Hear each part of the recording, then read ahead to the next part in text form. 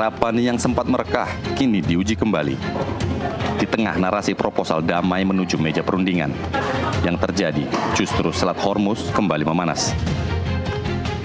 Iran Amerika Serikat kembali saling serang. Gencatan senjata kembali rapuh. Sementara proposal damai menggantung, kedua pihak saling tuding soal siapa yang memulai. Is the ceasefire with Iran still on? Yeah, it is. They trifled with us today. We blew them away. They trifled. I call that a trifle. I'll let you know when there's no ceasefire. You won't have to know. If there's no ceasefire, you're not going to have to know. You're just going to have to look at one big glow coming out of Iran. And they better sign their agreement fast. همه مردم ایرانو میخوان. بگذارید دی که وطن فروش شدن و اصلا از هویت خودشون تهی شدن. اونه که ایرانو میخواد. هیچ ایرانی ایران سرفکنده و ذلیل رو نمیخواد.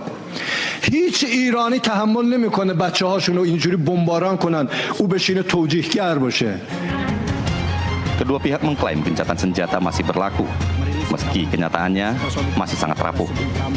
Proposal damai belum menemui titik temu, sementara ancaman perang skala penuh kembali membayang.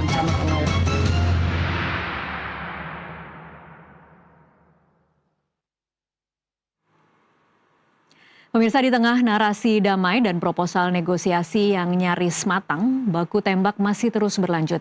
Itulah potret Selat Hormuz hari ini. Apa sebenarnya yang tengah terjadi? Kemana arah konflik ini? Di studio kami sudah hadir 3 narasumber. Yang pertama, Guru Besar Hubungan Internasional Busan University of Foreign Studies Korea Selatan, Ali Mokhtar Ngabalin.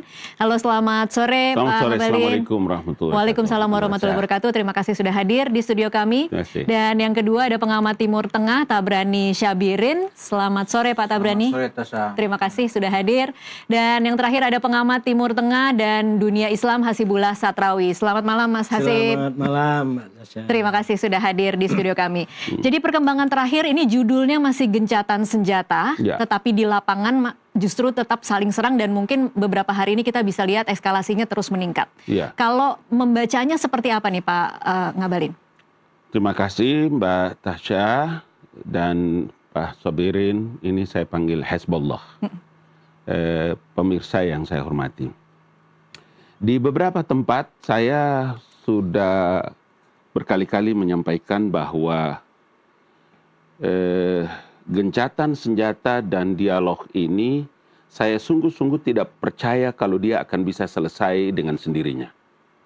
Karena itu hari ini saya telah menulis di beberapa media mainstream kita bahwa untuk bisa perdamaian ini harus didesain. Dan sekali lagi saya mau bilang bahwa untuk bisa menjadikan Pakistan sebagai mediasi atau moderator dalam pertemuan ini, saya juga tidak percaya. Karena itu, kan kita tahu sejak awal bahwa peperangan ini dia asimetris. Tidak berbanding lurus ini barang. Mau proksi Teheran itu berapa banyak pun, tetapi Israel ini kan telah dibekali dengan segala sarana prasarana alutsista persenjataan yang luar biasa. Kekuatan persenjataan Israel di Timur Tengah itu tidak ada yang bisa menandingi Israel. Jadi karena itulah maka sesuatu yang sangat sulit dalam pandangan teori ilmu, kalau negara adik kuasa seperti Amerika, superpower seperti itu, kemudian dia bisa dengan serta-merta menerima usulan-usulan yang diajukan oleh Teheran, itu saya tidak percaya. Oke, Pak Ngabalin membacanya per hari ini berapa? 2 minggu dari sejak gencatan senjata. Kemarin lebih ke arah akan perang lagi atau menuju ke meja perundingan? Saya berpendapat dalam beberapa kali, termasuk mungkin dengan Pak Hasbullah, dengan Pak Tabrani, saya sudah menyampaikan bahwa dia akan terus perang sampai bagaimana caranya dia bisa mematahkan Teheran ini dengan segala tuntutannya dengan dibatalkan. Kenapa? Karena dia sebagai satu negara superpower, itu sebabnya kita membutuhkan alternatif ketiga.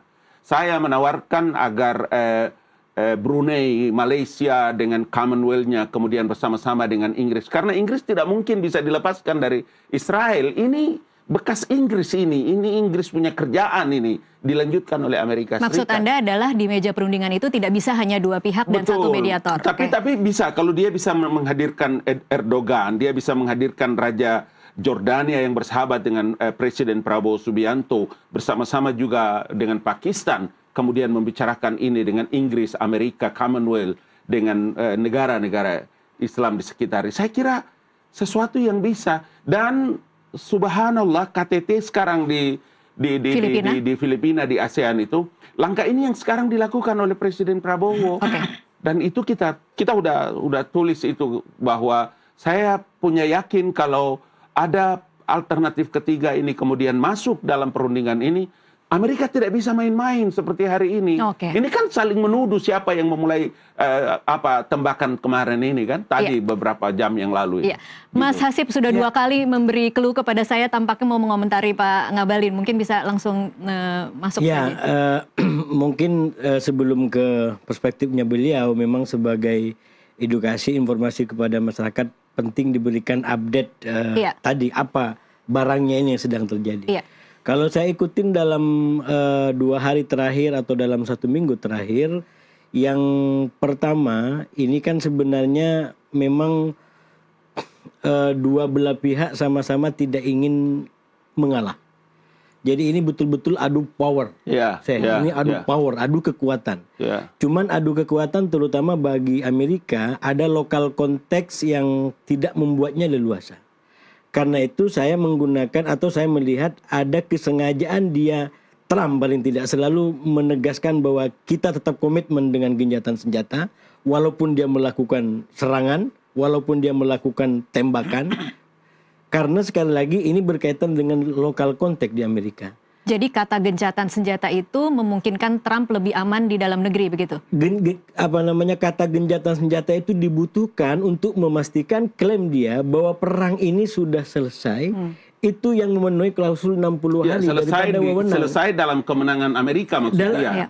Yang penting selesai, karena dalam wewenang yang dia punya, kalau ini nggak selesai, maka dia bisa dipersoalkan oleh, kalau di sini DPR, di Kongres.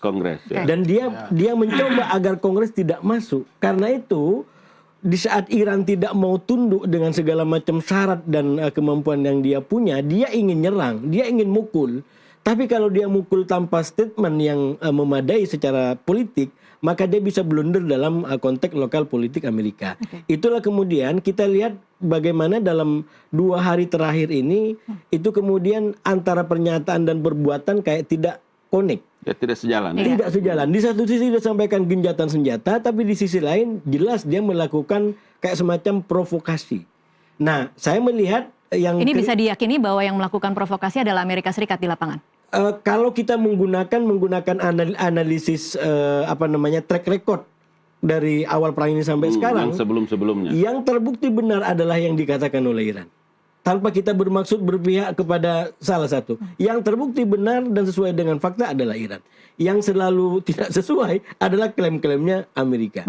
Nah, karena itu saya melihat ini sebenarnya ada kayak semacam perkembangan di mana dia sengaja untuk memberikan tekanan. Jadi pertama adalah dia memerhatikan konteks Amerika. Yang kedua, dia juga sadar betul sekarang sedang berunding. Nah, cara berpikir Trump itu berunding di bawah api. Jadi nggak berubah ini sampai sekarang. Jadi dia ingin dapat barang dengan cara menghajar. Seakan-akan kalau nggak dihajar dia nggak dapat. Gitu. Sementara Iran tidak ingin perundingan itu di bawah tekanan. Itu. Kita kebudayaan bisa bahas di situ. Saya ke Pak Tabrani karena kita nanti harus break azan maghrib nih. Singkat saja Pak Tabrani, kalau Anda melihatnya apa yang kemudian menjadi pernyataan para pejabat kedua negara, kemudian apa yang terjadi di lapangan itu kan sama sekali berbeda. Nah, bagaimana Anda melihat situasi ini dan lebih ke arah mana ini akan terjadi? Akan lebih ke perang atau ke meja perundingan lagi? Terima kasih Tessa. Ini kan sekarang di Iran itu, kalau kita lihat dari beberapa channel ya, itu kan sekarang lagi membara itu di tengah masyarakatnya, sehingga itu pemerintah sekarang mempopulerkan melalui masjid atau apakah yang populer dalam istilah kaum Syiah itu, Syiah revolusi ya, kullu yom Asyura wa kullu makan Karbala, Nahnul Husain wa Husain minna, itu kan. Yang artinya Setiap hari itu adalah Asyura. Dan setiap tempat adalah Karbala. Kita adalah Husain. Husain bagian dari kita. Ini sejarahnya begini. Ketika Husain terbunuh, itu kan ideologi revolusi Iran itu kan diambil dari cerita Karbala itu. Jadi tanggal 10 Muharram, ya kan, hari Asyura. Maka sekarang setiap hari adalah Asyura, gitu. Ya kan? Setiap tempat momen revolusi Karbala, itu titik didihnya di situ. Gitu. Nah, itu sampai ke masyarakat kita pun, masyarakat kita juga mendidih nih. Mayoritas mungkin kalau kita tanya masyarakat yang menonton TV ataupun masyarakat umum, dia sekarang tuh pasti membela Iran. Gitu. Oke, Pak Tabrani, nah, mohon maaf. Dia membela Iran, itu ada pedagang-pedagang, pengusaha bilang itu pokoknya kita Iran. Ya, oke. Ya, kan? Mohon maaf, itu saya harus potong dulu karena kita harus break azan maghrib. Nanti kita lanjutkan, saya akan beri kesempatan lagi ke Pak Tabrani. Pemirsa, tetaplah bersama NTV Prime, kami akan kembali sesaat lagi.